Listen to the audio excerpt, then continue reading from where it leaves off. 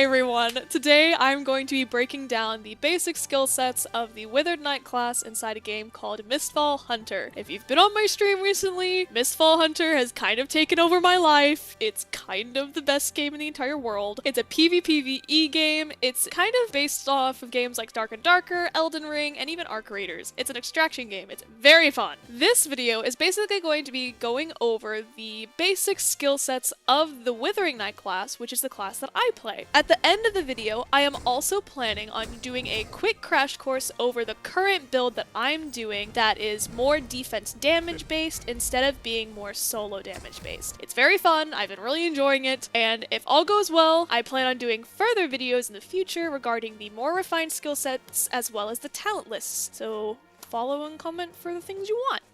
The Withered Knight comes with two weapons already at the ready. You have your greatsword and you have your polearm and shield. The greatsword has a couple of basic skill sets that you need to know about. The first one's going to be your light strike, which is your LMB. This is your base attack. If you slash with your LMB 4 times in a row, you'll hit an enemy with what's called a wither mark. The way this happens is the first 3 build up a charge to what's known as the judgment aura. The judgment aura will light up your sword purple, and then that is a signifier that your next hit will become wither marked onto the enemy. The goal is to later execute with a different ability, but we'll talk about that later. So the heavy strike is going to be your RMB, which is your right mouse button if you don't know acronyms. It is essentially an immediate wither mark onto the character that you're fighting. There are 2 ways that you can do this. The first is going to be a simple tap of your RMB. It's going to be an immediate slash onto the enemy. A head strike is going to be about 97 damage with your RMB, and a chest strike is going to be about 57. Make sure to be looking at your charge bar, which is right above your HP bar at the bottom of your HUD, and that's going to be representing how much stamina of your sword wither you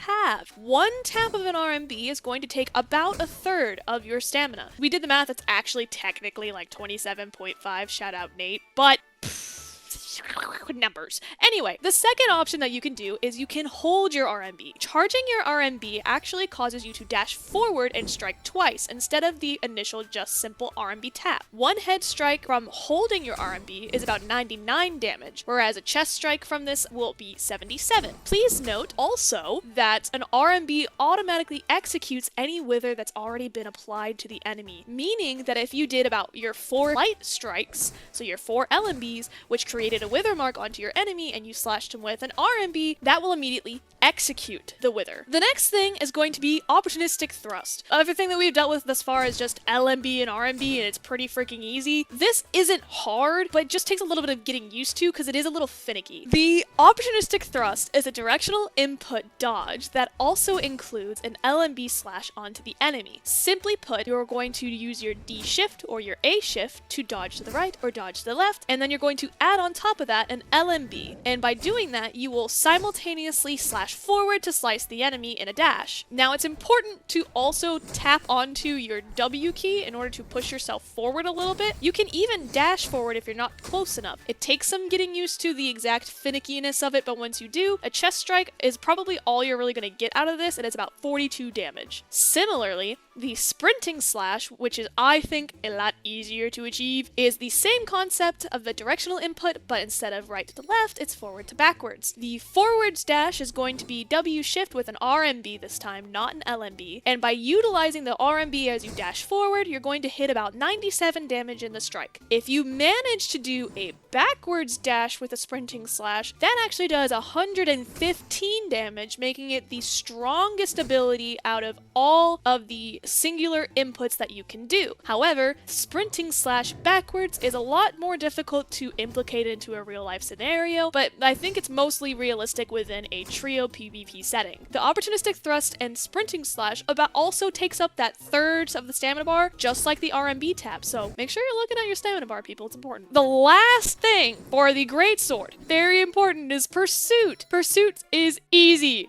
Great. It's just if you overclick your buttons, you're gonna miss it because it's super sensitive. Just RMB, just LMB. Don't touch anything else, just 1, 2. Don't go back to RMB. 1, 2, let the cycle go through. And what will happen is you'll have an immediate wither mark as well as 2 cross strikes of the LMB. If you let the animation go all the way through, it'll do about 169 damage. Simple, and yet people don't do it. Next is going to be your polearm and your shield. The polearm and shield has the light strike mechanic just as the greatsword does, it's just with a polearm instead of a greatsword. The polearm strikes forward and slashes across with a base attack. With 4 hits, just as you would do with the greatsword, you'll attach Wither Mark onto your enemy. The first 3 hits will be building up to your Judgment Aura, and the 4th will be the Wither Mark. Please note that if you do those first 3 strikes with either your sword or your polearm, and you wait, you have about 12 seconds before that Wither Mark is going to dissipate from your sword. Or I guess the Judgment Aura is going to disappear from your sword. With the Light Strike LMB on the polearm, a head strike is going to be about 57 to 58 damage, whereas a chest strike is going to be about 45 to 46. Damage, again, doesn't really compound, it just depends on where you hit the enemy. The secondary aspect of the basic skill sets of the polearm and shield, there's a 3-stage hold and release shield bash if you utilize it on the RMB. Now, if you don't hold the RMB and you just tap it, you're just going to bring up your shield. If you hold down RMB, your shield is actually going to start charging until there's a white flash onto the front, and that's going to be stage 1. If you release RMB at that moment, you'll charge forward and hit your enemy with about 51 damage. If you do the same thing, but continue to hold past that first flash, a secondary flash will appear, and that will be your stage 2. You'll push forward, you'll hit the enemy with 42 damage, and then you'll do a javelin thrust and hit them with another 28 damage, giving it a combined total of 70 damage. Stage 3, similar concept, push past stages 1 and 2 for a 3rd flash, and you shield bash onto the enemy with 42 damage just as before, but then another 78 damage from an even cooler javelin thrust, because that's the scientific terminology, and get a total of 120 damage just for the charge dash. All of these fully put together take about half of your stamina bar. So that's it. That's basically all of your baseline skill sets. This is just to understand the basic mechanics of how the character works itself. I do, however, plan on doing a short crash course over the build that I use for Withered Knight in the games currently. So, defense damage build. This is a team-oriented build. It's designed to act as an initiator or the defender at the same time. It just depends on where you are in a fight. For your greatsword, you have 2 skills. The first one is Thorn Guide. Basically, Thorn Guide is kind of like Thrush. That's the right League of Legends character, right? When you click Q, there's going to be a quick, rapid, white circle transparent over the scene, about 2 dashes away from you. And wherever that radius is, if the person was within that radius, they will be pulled towards you. Or if they're too big, or the enemy is in a specific state, you'll be pulled towards them. If they do get pulled towards you, the individual will be put into a 1.5 second stun. We did the timing of it, but it was a little bit off, but around there. Secondarily, we have our Withered Mark, which is just simply a wave that marks the enemy about 2 dashes away. That's kind of like your general concept. If you're about 2 dashes away from the enemy, your Wither Mark will hit, your Q will hit. That's kind of like your special space. So the Withering Mark, on top of just marking your individual with Wither, you also do about 46 damage. Nothing crazy, but just a decent amount. For your pole and shield, you have your Breaker Shield Bash on your Q and your Intervene on your E. Your Breaker Shield Bash is going to be a damage stun that applies Wither. To a head strike, it's about 49 damage. To a chest lower strike, it's about 38. And it's a little bit of a stun, but not really. It's like 1.25 seconds and barely anything, but it is there. Secondly, I think the most important aspect of this entire build is our last refined skill for the pole and shield. Intervene puts a white radius on the floor. Anywhere that you put your crosshair on the edge of the radius was where your character will be throttled towards and raise their shield up in the air and put a shield around you and the teammate involved. However, if you target it towards a specific teammate, it'll auto-proc onto the teammate instead and send towards them. Note that once this procs, both you and your teammate will receive a shield, and then on top of that, the enemy gets knocked back,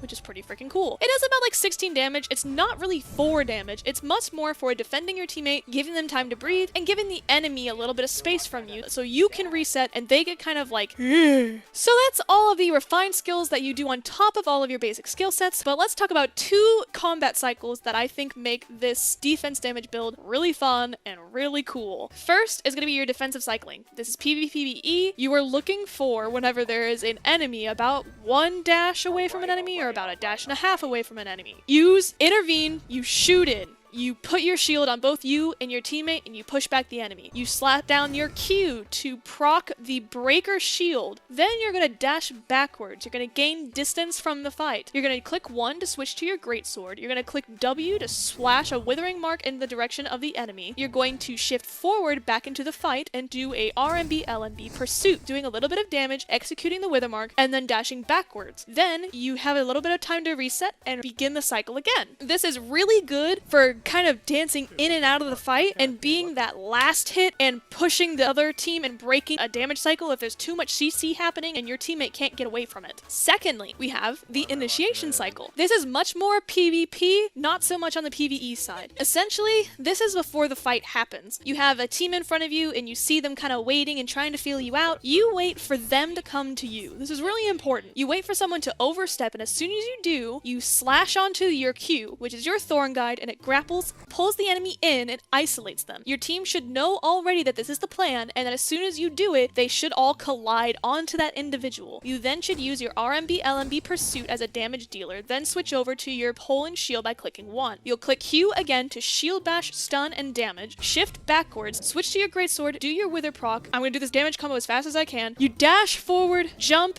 heavy strike, LMB once or twice, and shift back. Now the jump is very important because as you're dashing in, you jump, your heavy strike will actually come from above your head and do more damage and give them a little bit of a stun as well. Now it's not talked about in the skill sets, but that exists and it's very important. And you shift back to reset the cycle. So those are your two main combos for this build. I normally play this build with maybe a seer or a sorcerer, but that's about it, you guys. Again, I didn't go into all of the refined skill sets. If you want us to go through a full refined skill set or even a talent tree video, please comment or subscribe below and maybe we'll do it next time. Thank you so much for watching and I hope you have a great rest of your day. Bye chat!